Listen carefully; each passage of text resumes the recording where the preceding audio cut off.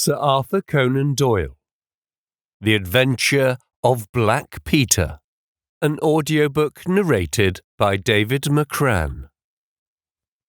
I have never known my friend to be in better form, both mental and physical, than in the year 95. His increasing fame had brought with it an immense practice, and I should be guilty of an indiscretion if I were even to hint at the identity of some of the illustrious clients who crossed our humble threshold in Baker Street. Holmes, however, like all great artists, lived for his art's sake, and, save in the case of the Duke of Holderness, I have seldom known him to claim any large reward for his inestimable services.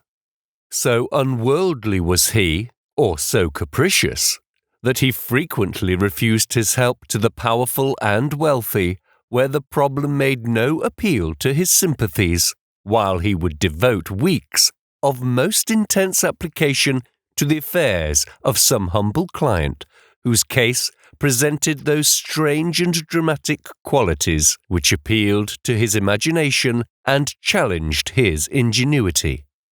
In this memorable year of 95, a curious and incongruous succession of cases had engaged his attention, ranging from his famous investigation of the sudden death of Cardinal Tosca, an inquiry which was carried out by him at the express desire of His Holiness the Pope, down to his arrest of Wilson, the notorious canary trainer which removed a plague spot from the East End of London.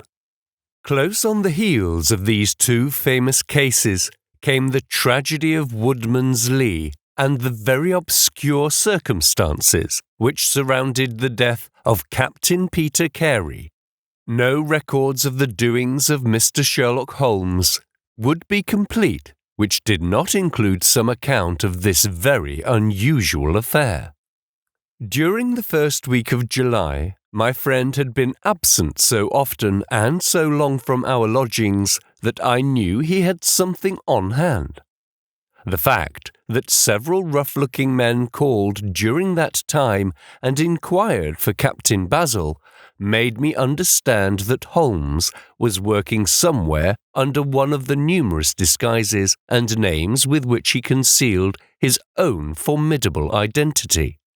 He had at least 5 small refuges in different parts of London in which he was able to change his personality. He said nothing of his business to me, and it was not my habit to force a confidence.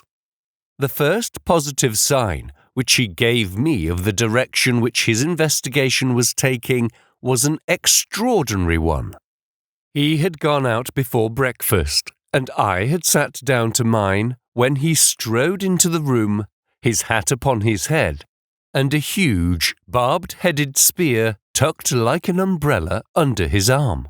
"Good gracious, Holmes," I cried. "You don't mean to say that you have been walking about London with that thing?"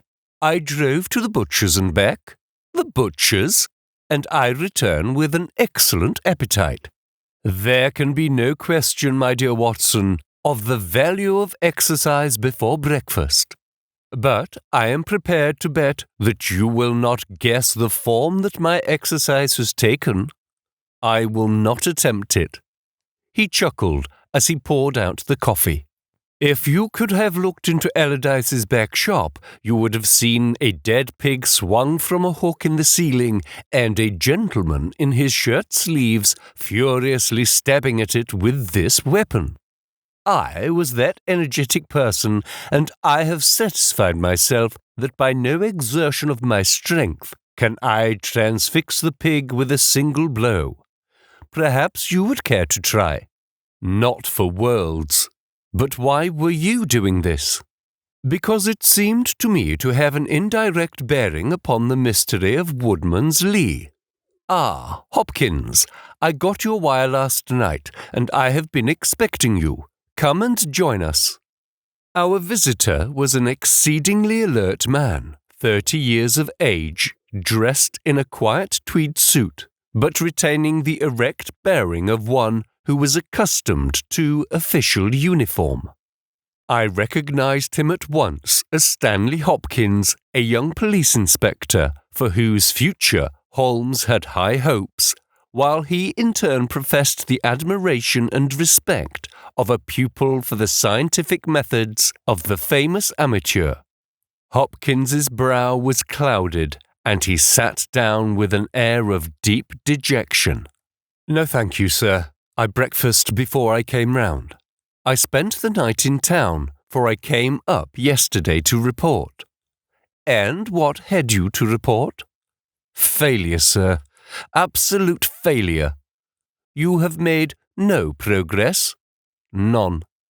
"Dear me, I must have a look at the matter." "I wish to heavens that you would, Mr. Holmes. It's my first big chance, and I am at my wit's end.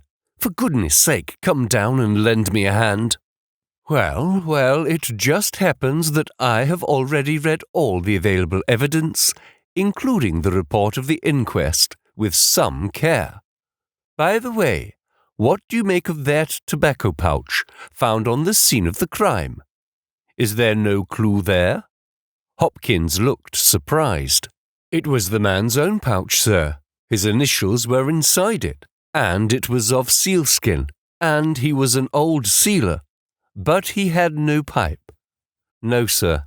We could find no pipe.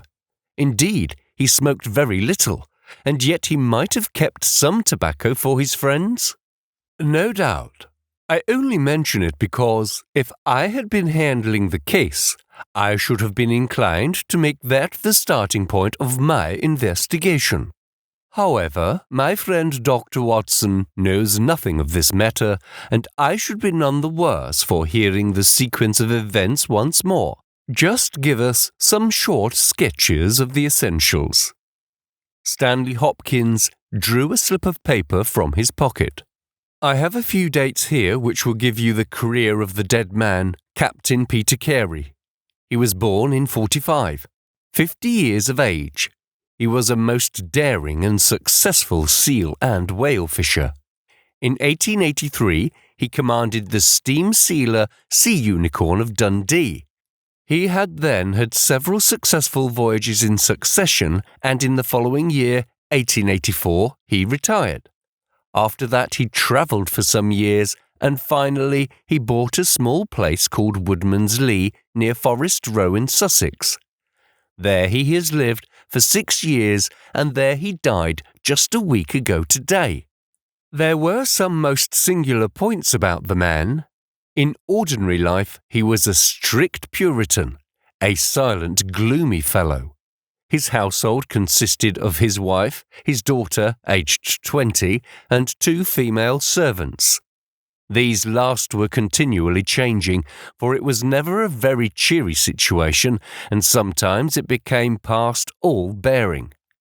The man was an intermittent drunkard, and when he had the fit on him, he was a perfect fiend. He has been known to drive his wife and daughter out of doors in the middle of the night and flog them through the park until the whole village outside the gates was aroused by their screams. He was summoned once for a savage assault upon the old vicar, who had called upon him to remonstrate with him upon his conduct. In short, Mr. Holmes, you would go far before you found a more dangerous man than Peter Carey, and I have heard that he bore the same character when he commanded his ship. He was known in the trade as Black Peter, and the name was given him not only on account of his swarthy features and the colour of his huge beard, but for the humours which were the terror of all around him. I need not say that he was loathed and avoided by every one of his neighbours, and that I have not heard one single word of sorrow about his terrible end. You must have read in the account of the inquest about the man's cabin, Mr. Holmes, but perhaps your friend here has not heard of it. He had built himself a wooden outhouse. He always called it the cabin, a few hundred yards from his house, and it was here that he slept every night. It was a little single-roomed hut, 16 feet by 10. He kept the key in his pocket, made his own bed, cleaned it himself, and allowed no other foot to cross the threshold. There are small windows on each side, which were covered by curtains and never opened. One of these windows was turned towards the high road, and when the light burned in it at night, the folk used to point it out to each other and wonder what Black Peter was doing in there. That's the window, Mr. Holmes, which gave us one of the few bits of positive evidence that came out at the inquest.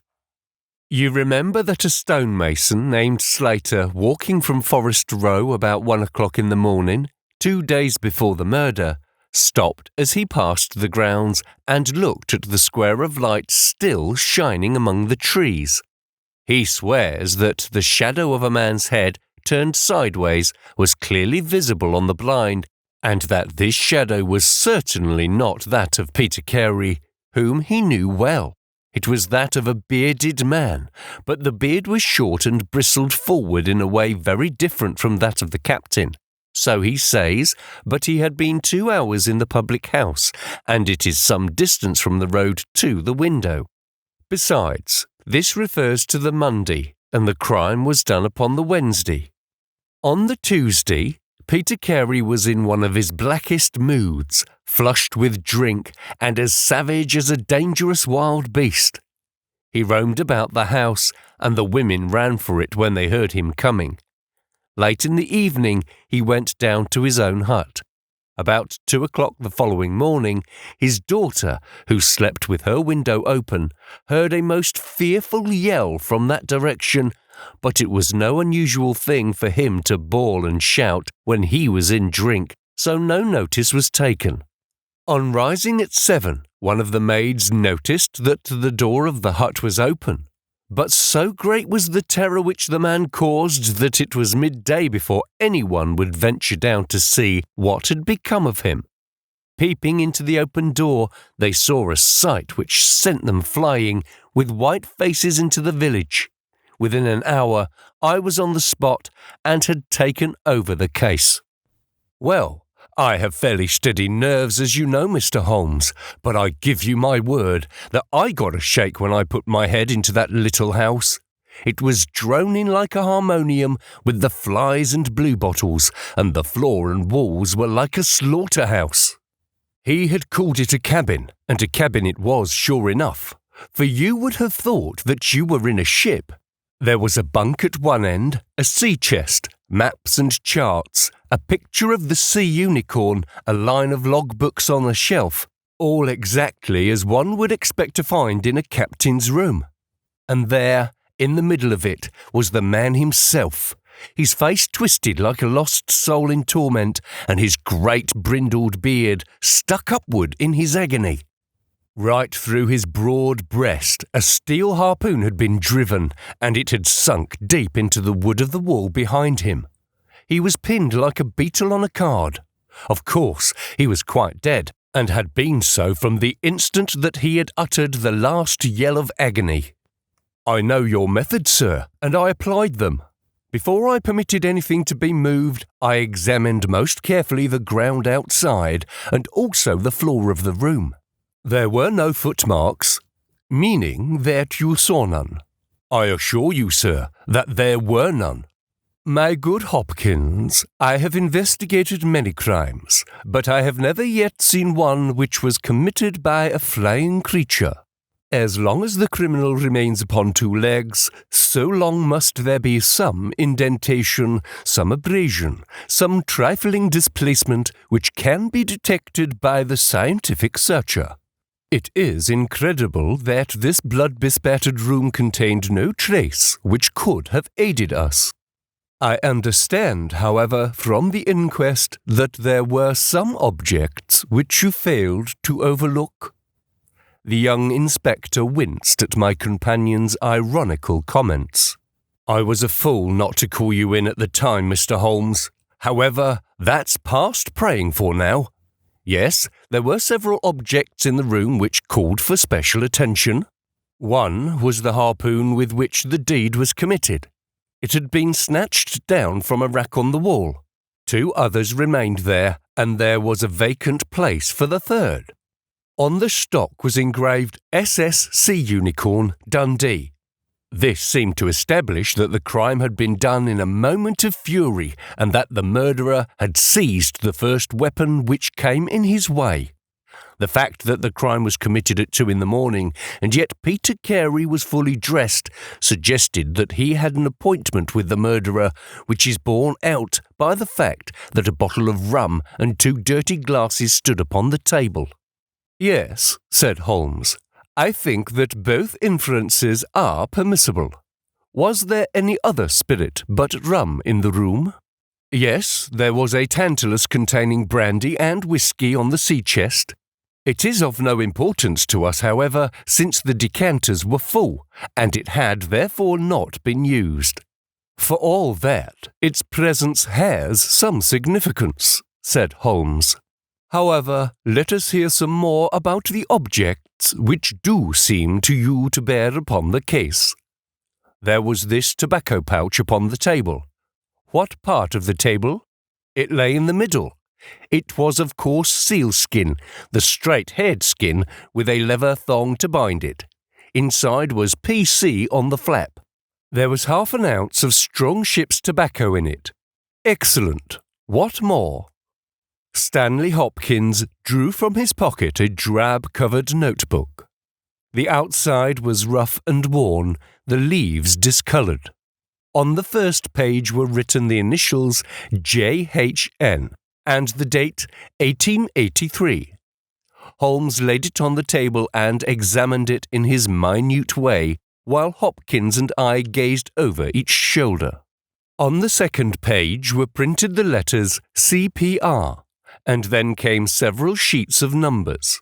Another heading was Argentine, another Costa Rica, and another San Paulo, each with pages of signs and figures after it. "What do you make of these?" asked Holmes. "They appear to be lists of stock exchange securities. I thought that JHN were the initials of a broker, and that CPR may have been his client." "Try Canadian Pacific Railway," said Holmes. Stanley Hopkins swore between his teeth and struck his thigh with his clenched hand.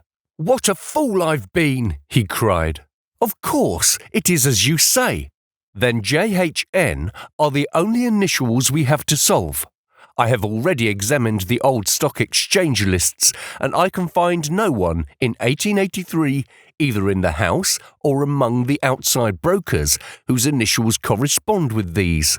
Yet I feel that the clue is the most important one that I hold. You will admit, Mr. Holmes, that there is a possibility that these initials are those of the second person who was present, in other words, of the murderer. I would also urge that the introduction into the case of a document relating to large masses of valuable securities gives us for the first time some indication of a motive for the crime." Sherlock Holmes's face showed that he was thoroughly taken aback by this new development. "I must admit both your points," said he. "I confess that this notebook, which did not appear at the inquest, modifies any views which I may have formed. I had come to a theory of the crime in which I can find no place for this. Have you endeavoured to trace any of the securities here mentioned? Inquiries are now being made at the offices, but I fear that the complete register of the stockholders of these South American concerns is in South America, and that some weeks must elapse before we can trace the shares." Holmes had been examining the cover of the notebook with his magnifying lens. "Surely there is some discoloration here," said he. "Yes, sir, it is a bloodstain. I told you that I picked the book off the floor. Was the bloodstain above or below?" "On the side next to the boards." "Which proves, of course, that the book was dropped after the crime was committed." "Exactly, Mr. Holmes. I appreciate that point, and I conjectured that it was dropped by the murderer in his hurried flight. It lay near the door. I suppose that none of these securities have been found among the property of the dead man?" "No, sir." "Have you any reason to suspect robbery?" "No, sir. Nothing seemed to have been touched." "Dear me, it is certainly a very interesting case." Then there was a knife, was there not? A sheath knife, still in its sheath. It lay at the feet of the dead man. Mrs. Carey has identified it as being her husband's property. Holmes was lost in thought for some time. "Well," said he at last, "I suppose I shall have to come out and have a look at it." Stanley Hopkins gave a cry of joy. "Thank you, sir. That will indeed be a weight off my mind." Holmes shook his finger at the inspector. "It would have been an easier task a week ago," said he. "But even now my visit may not be entirely fruitless. Watson, if you can spare the time, I should be very glad of your company. If you call a four-wheeler, Hopkins, we shall be ready to start for Forest Row in a quarter of an hour." Alighting at the small wayside station, we drove for some miles through the remains of widespread woods, which were once part of that great forest which for so long held the Saxon invaders at bay, the impenetrable Weald, for 60 years the bulwark of Britain. Vast sections of it have been cleared, for this is the seat of the first ironworks of the country, and the trees have been felled to smelt the ore. Now the richer fields of the north have absorbed the trade, and nothing save these ravaged groves and great scars in the earth show the work of the past. Here, in a clearing upon the green slope of a hill, stood a long, low stone house, approached by a curving drive running through the fields. Nearer the road, and surrounded on three sides by bushes, was a small outhouse, one window and the door facing in our direction. It was the scene of the murder. Stanley Hopkins led us first to the house, where he introduced us to a haggard, grey-haired woman, the widow of the murdered man, whose gaunt and deep-lined face, with the furtive look of terror in the depths of her red-rimmed eyes, told of the years of hardship and ill usage which she had endured. With her was her daughter, a pale, fair-haired girl whose eyes blazed defiantly at us as she told us that she was glad that her father was dead, and that she blessed the hand which had struck him down.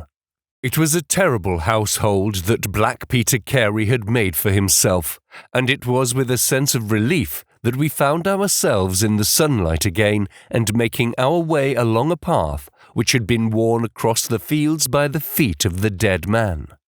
The outhouse was the simplest of dwellings, wooden-walled, shingle-roofed, one window beside the door, and one on the farther side.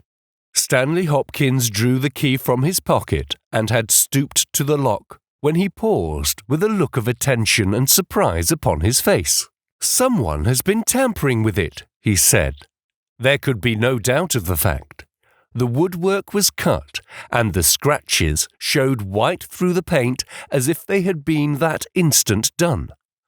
Holmes had been examining the window. "Someone has tried to force this also. Whoever it was has failed to make his way in.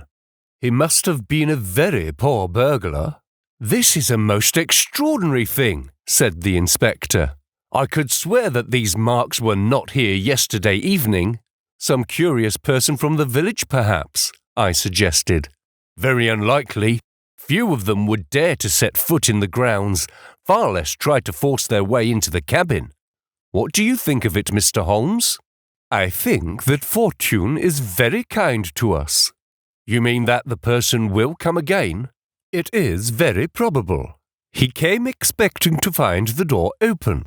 He tried to get in with the blade of a very small penknife. He could not manage it. What would he do? Come again next night with a more useful tool. So I should say. It will be our fault if we were not there to receive him. Meanwhile, let us see inside of the cabin." The traces of the tragedy had been removed, but the furniture within the little room still stood as it had been on the night of the crime. For 2 hours, with most intense concentration, Holmes examined every object in turn, but his face showed that his quest was not a successful one. Once only he paused in his patient investigation. "Have you taken anything off this shelf, Hopkins?" "No, I have moved nothing. Something has been taken. There is less dust in this corner of the shelf than anywhere else. It may have been a book lying on its side. It may have been a box. Well, I can do nothing more. Let us walk in these beautiful woods, Watson, and give a few hours to the birds and the flowers. We shall meet you here later, Hopkins, and see if we can come closer quarters with the gentleman who has paid this visit in the night. It was past 11 o'clock when we formed our little ambuscade. Hopkins was for leaving the door of the hut open, but Holmes was of the opinion that this would rouse the suspicions of the stranger. The lock was a perfectly simple one, and only a strong blade was needed to push it back. Holmes also suggested that we should wait, not inside the hut, but outside it, among the bushes which grew round the farther window. In this way, we should be able to watch our man if he struck a light, and see what his object was in this stealthy nocturnal visit. It was a long and melancholy vigil, and yet brought with it something of the thrill which the hunter feels when he lies beside the water-pool and waits for the coming of the thirsty beast of prey.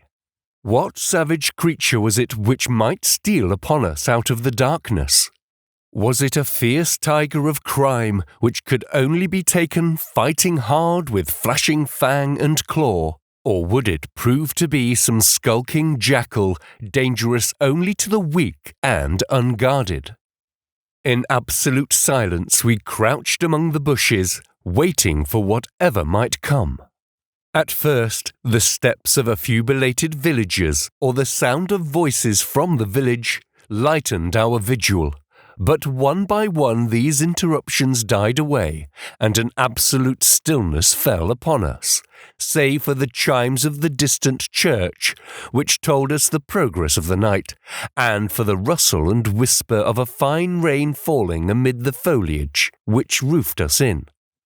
2:30 had chimed, and it was the darkest hour which precedes the dawn, when we all started, as a low but sharp click came from the direction of the gate.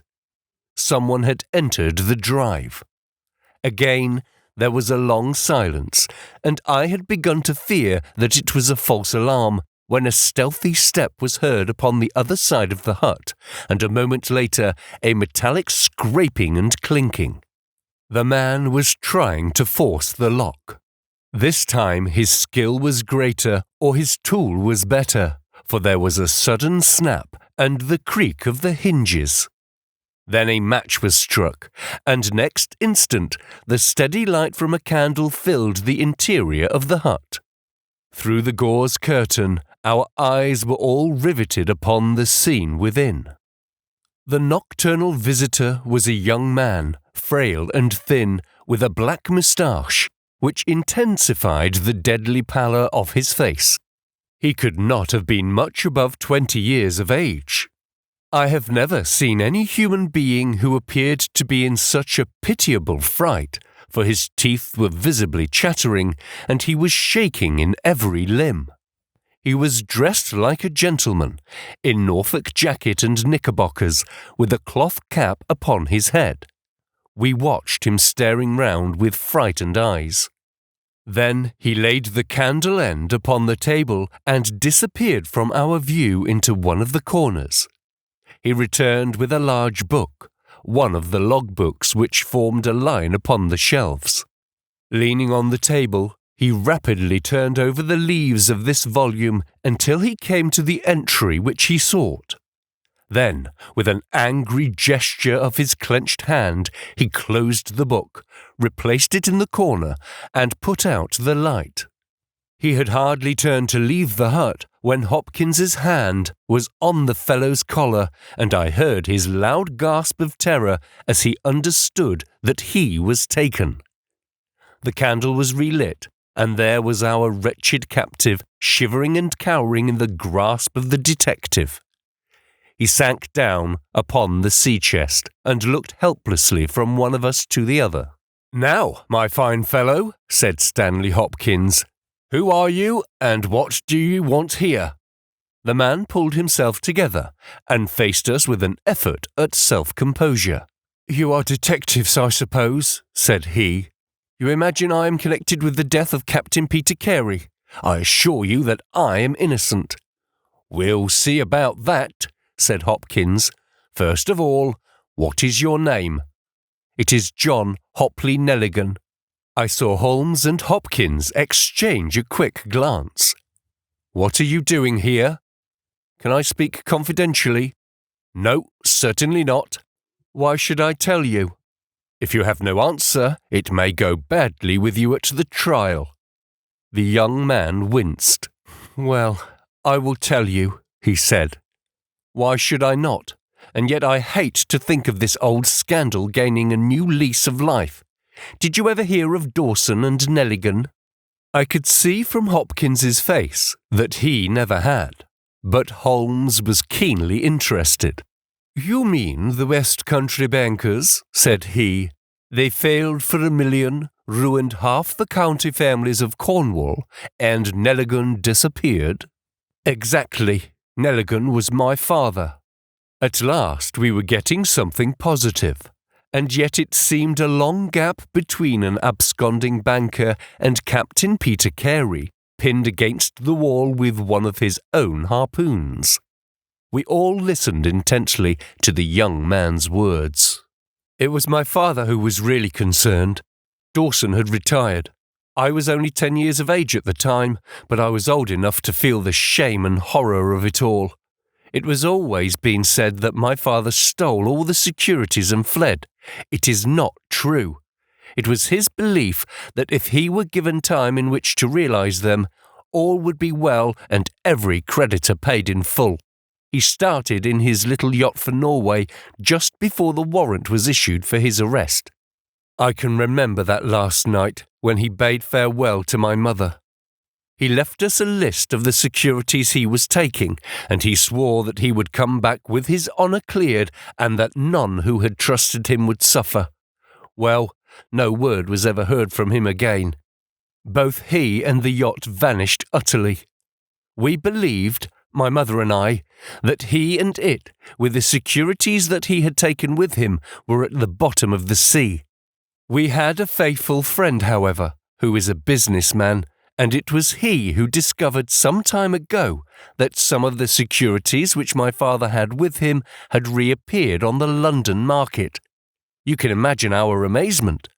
I spent months in trying to trace them, and at last, after many doubtings and difficulties, I discovered that the original seller had been Captain Peter Carey, the owner of this hut. Naturally, I made some inquiries about the man. I found that he had been in command of a whaler which was due to return from the Arctic seas at the very time when my father was crossing to Norway. The autumn of that year was a stormy one, and there was a long succession of southerly gales. My father's yacht may well have been blown to the north, and there met by Captain Peter Carey's ship. If that were so, what had become of my father? In any case, if I could prove from Peter Carey's evidence how these securities came on the market, it would be a proof that my father had not sold them, and that he had no view to personal profit when he took them. I came down to Sussex with the intention of seeing the captain, but it was at this moment that his terrible death occurred. I read at the inquest a description of his cabin, in which it stated that the old logbooks of his vessel were preserved in it. It struck me that if I could see what occurred in the month of August 1883 on board the Sea Unicorn, I might settle the mystery of my father's fate. I tried last night to get at these logbooks, but was unable to open the door. Tonight I tried again and succeeded, but I find that the pages which deal with that month have been torn from the book. It was at that moment I found myself a prisoner in your hands." "Is that all?" asked Hopkins. "Yes, that is all." His eyes shifted as he said it. "You have nothing else to tell us?" He hesitated. "No, there's nothing." "You have not been here before last night?" "No." "Then how do you account for that?" cried Hopkins, as he held up the damning notebook with the initials of our prisoner on the first leaf and the bloodstain on the cover. The wretched man collapsed. He sank his face in his hands and trembled all over. "Where did you get it?" he groaned. "I did not know. I thought I had lost it at the hotel." "That's enough," said Hopkins sternly. "Whatever else you have to say, you must say in court. You will walk down with me now to the police station." "Well, Mr. Holmes, I am very much obliged to you and your friend for coming down to help me. As it turns out, your presence was unnecessary, and I would have brought the case to this successful issue without you, but, nonetheless, I am grateful. Rooms have been reserved for you at the Bramblelet Hotel, so we can all walk down to the village together." "Well, Watson, what do you think of it?" asked Holmes as we travelled back next morning. "I can see that you are not satisfied." "Oh, yes, my dear Watson, I am perfectly satisfied. At the same time, Stanley Hopkins's methods do not commend themselves to me. I am disappointed in Stanley Hopkins. I had hoped for better things from him. One should always look for a possible alternative and provide against it. It is the first rule of criminal investigation." "What, then, is the alternative?" "The line of investigation which I have myself been pursuing. It may give us nothing, I cannot tell, but at least I shall follow it to the end." Several letters were waiting for Holmes at Baker Street. He snatched one of them up, opened it, and burst out into a triumphant chuckle of laughter. "Excellent, Watson. The alternative develops. Have you telegraph forms? Just write a couple of messages for me. Sumner, shipping agent, Radcliffe Highway. Send 3 men on to arrive 10 tomorrow morning. Basil. That's my name in those parts. The other is Inspector Stanley Hopkins, 46 Lord Street, Brixton. Come breakfast tomorrow at 9:30. Important. Wire if unable to come, Sherlock Holmes." There, Watson, this infernal case has haunted me for 10 days. I hereby banish it completely from my presence. Tomorrow, I trust that we shall hear the last of it forever.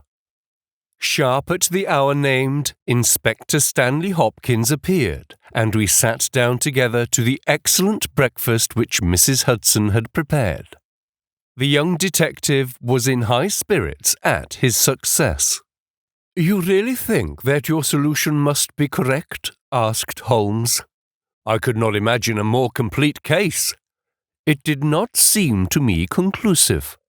"You astonish me, Mr. Holmes. What more could one ask for?" "Does your explanation cover every point?" "Undoubtedly.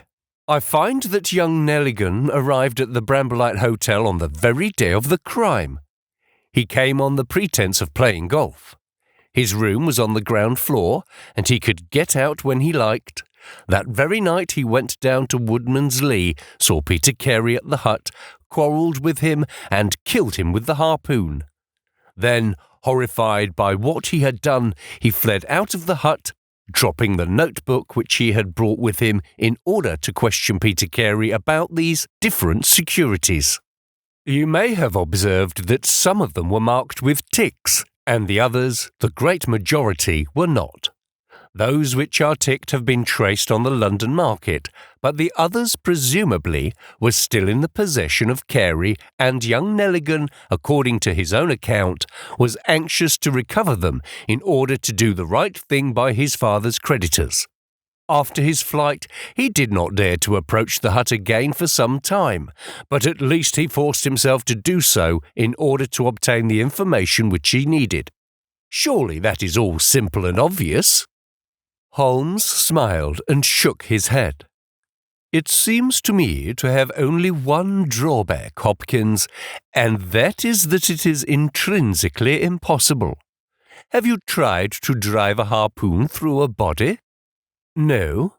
"Tut, tut, my dear sir, you must really pay attention to these details." My friend Watson could tell you that I spent a whole morning in that exercise. It is no easy matter, and requires a strong and practised arm. But this blow was delivered with such violence that the head of the weapon sank deep into the wall. Do you imagine that this anemic youth was capable of so frightful an assault?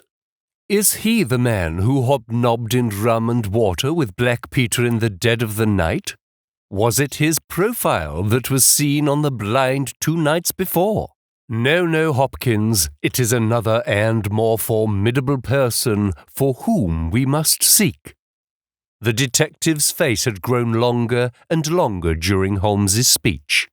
His hopes and his ambitions were all crumbling about him, but he would not abandon his position without a struggle. You can't deny that Nelligan was present that night, Mr. Holmes. The book will prove that. I fancy that I have evidence enough to satisfy a jury, even if you are able to pick a hole in it. Besides, Mr. Holmes, I have laid my hand upon my man. As to this terrible person of yours, where is he? I rather fancy that he is on the stair, said Holmes serenely. I think, Watson, that you would do well to put that revolver where you can reach it. He rose and laid a written paper upon a side table. Now we are ready, said he. There had been some talking in gruff voices outside, and now Mrs. Hudson opened the door to say that there were 3 men inquiring for Captain Basil. Show them in one by one, said Holmes. The first who entered was a little Ribston pippin of a man with ruddy cheeks and fluffy white side whiskers. Holmes had drawn a letter from his pocket. What name? He asked. Jack Lancaster. I'm sorry, Lancaster, but the berth is full. Here is half a sovereign for your trouble. Just step into this room and wait there for a few minutes. The second man was a long, dried-up creature with lank hair and sallow cheeks. His name was Hugh Pattins. He also received his dismissal, his half-sovereign, and the order to wait. The third applicant was a man of remarkable appearance. A fierce bulldog face was framed in a tangle of hair and beard, and 2 bold, dark eyes gleamed behind the cover of thick-tufted, overhung eyebrows. He saluted and stood sailor fashion, turning his cap round in his hands. Your name? Asked Holmes. Patrick Cairns. Harpooner? Yes, sir. 26 voyages. Dundee, I suppose? Yes, sir. And ready to start with an exploring ship? Yes, sir. What wages? £8 a month. Could you start at once? As soon as I get my kit. Have you your papers? Yes, sir. He took a sheath of worn and greasy forms from his pocket. Holmes glanced over them and returned them. You are just the man I want, said he. Here's the agreement on the side table. If you sign it, the whole matter will be settled. The seaman lurched across the room and took up the pen. Shall I sign here? He asked, stooping over the table. Holmes leaned over his shoulder and passed both hands over his neck. This will do, said he. I heard a click of steel and a bellow like an enraged bull. The next instant, Holmes and the seaman were rolling on the ground together. He was a man of such gigantic strength that even with the handcuffs which Holmes had so deftly fastened upon his wrists, he would have very quickly overpowered my friend had Hopkins and I not rushed to his rescue. Only when I pressed the cold muzzle of the revolver to his temple did he at last understand that resistance was vain. We lashed his ankles with cord and rose breathless from the struggle. I must really apologize, Hopkins, said Sherlock Holmes. I fear that the scrambled eggs are cold. However, you will enjoy the rest of your breakfast all the better, will you not, for the thought that you have brought your case to a triumphant conclusion? Stanley Hopkins was speechless with amazement. "I don't know what to say, Mr. Holmes," he blurted out at last, with a very red face. "It seems to me that I have been making a fool of myself from the beginning. I understand now what I should never have forgotten, that I am the pupil and you are the master. Even now I see what you have done, but I don't know how you did it or what it signifies." "Well, well," said Holmes good-humouredly. "We all learn by experience, and your lesson this time is that you should never lose sight of the alternative. You were so absorbed in young Nelligan that you could not spare a thought to Patrick Cairns, the true murderer of Peter Carey."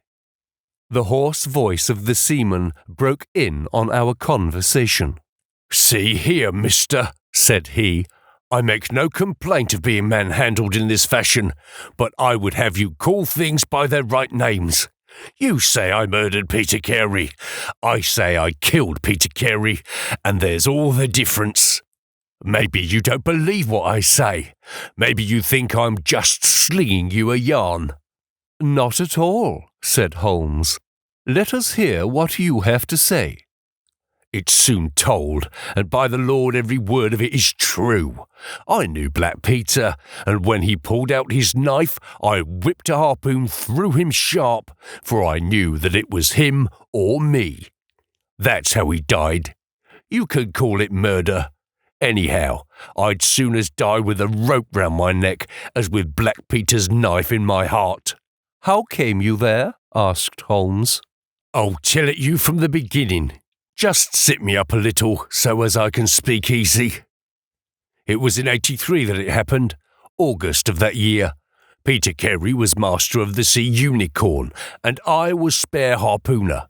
We were coming out of the ice pack on our way home, with headwinds and a weak southerly gale, when we picked up a little craft that had been blown north. There was one man on her, a landsman. The crew had thought she would flounder, and had made for the Norwegian coast in the dinghy. I guess they were all drowned. Well, we took him on board, this man, and he and the skipper had some long talks in the cabin. All the baggage we took off him was one tin box. So far as I know, the man's name was never mentioned, and on the second night he disappeared as if he had never been. It was given out that he had either thrown himself overboard or fallen overboard in the heavy weather that we were having. Only one man knew what happened to him, and that was me. For, with my own eyes, I saw the skipper tip up his heels and put him over the rail in the middle watch of a dark night, 2 days before we sighted the Shetland Lights. Well, I kept my knowledge to myself and waited to see what would come of it. When we got back to Scotland, it was easily hushed up and nobody asked any questions. A stranger died by accident and it was nobody's business to inquire. Shortly after, Peter Carey gave up the sea, and it was long years before I could find where he was. I guessed that he had done the deed for the sake of what was in that tin box, and that he could afford now to pay me well for keeping my mouth shut. I found out where he was through a sailor man that had met him in London, and down I went to squeeze him. The first night he was reasonable enough and was ready to give me what would make me free of the sea for life. We were to fix it all 2 nights later. When I came, I found him 3 parts drunk and in a vile temper. We sat down and we drank and we yarned about old times, but the more he drank, the less I liked the look on his face. I spotted that harpoon upon the wall and thought I might need it before I was through. Then, at last, he broke out at me, spitting and cursing, with murder in his eyes and a great clasp knife in his hand. He had not the time to get it from the sheath before I had the harpoon through him. Heavens, what a yell he gave, and his face gets between me and my sleep. I stood there, with his blood splashing round me, and I waited for a bit, but all was quiet, so I took heart once more. I looked round, and there was the tin box on the shelf. I had as much right to it as Peter Carey anyhow, so I took it with me and left the hut. Like a fool, I left my baccy pouch upon the table. Now, I'll tell you the queerest part of the whole story. I had hardly got outside the hut when I heard someone coming, and I hid among the bushes. A man came slinking along, went into the hut, gave a cry as if he had seen a ghost, and legged it as hard as he could run until he was out of sight. Who he was or what he wanted is more than I can tell. For my part, I walked 10 miles, got the train at Tunbridge Wells, and so reached London, and no one the wiser. Well, when I came to examine the box, I found that there was no money in it, and nothing but papers that I would not dare to sell. I had lost my hold on Black Peter, and was stranded in London without a shilling. There was only my trade left. I saw these advertisements about harpooners and high wages, so I went to the shipping agents, and they sent me here. That's all I know, and I say again, if I killed Black Peter, the law should give me thanks, for I saved them the price of a hempen rope." "A very clear statement," said Holmes, rising and lighting his pipe. "I think, Hopkins, that you should lose no time in conveying your prisoner to a place of safety. This room is not well adapted for a cell, and Mr. Patrick Cairns occupies too large a proportion of our carpet." "Mr. Holmes," said Hopkins, "I do not know how to express my gratitude. Even now, I do not understand how you attained this result." "Simply by having the good fortune to get the right clue from the beginning. It is very possible if I had known about this notebook, it might have led away my thoughts as it did yours. But all I heard pointed in the one direction. The amazing strength, the skill in the use of the harpoon, the rum and water, the sealskin tobacco pouch with the coarse tobacco, all these pointed to a seaman, and one who had been a whaler. I was convinced that the initials P.C. upon the pouch were a coincidence, and not those of Peter Carey, since he seldom smoked, and no pipe was found in his cabin. You remember that I asked whether whiskey and brandy were in the cabin? You said there were. How many landsmen are there who would drink rum when they could get these other spirits? Yes, I was certain it was a seaman. And how did you find him? My dear sir, the problem had become a very simple one. If it were a seaman, it could only be a seaman who had been with him on the Sea Unicorn. So far as I could learn, he had sailed in no other ship. I spent 3 days in wiring to Dundee, and at the end of that time I had ascertained the names of the crew of the Sea Unicorn in 1883. When I found Patrick Cairns among the harpooners, my research was nearing its end. I argued that the man was probably in London, and that he would desire to leave the country for a time. I therefore spent some days in the East End, devised an Arctic expedition, put forth tempting terms for harpooners who would serve under Captain Basil, and behold the result." "Wonderful!" cried Hopkins. "Wonderful!" "You must obtain the release of young Nelligan as soon as possible," said Holmes. "I confess that I think you owe him some apology. The tin box must be returned to him, but of course the securities which Peter Carey has sold are lost forever. There's the cab, Hopkins, and you can remove your man. If you want me for the trial, my address and that of Watson will be somewhere in Norway. I'll send particulars later."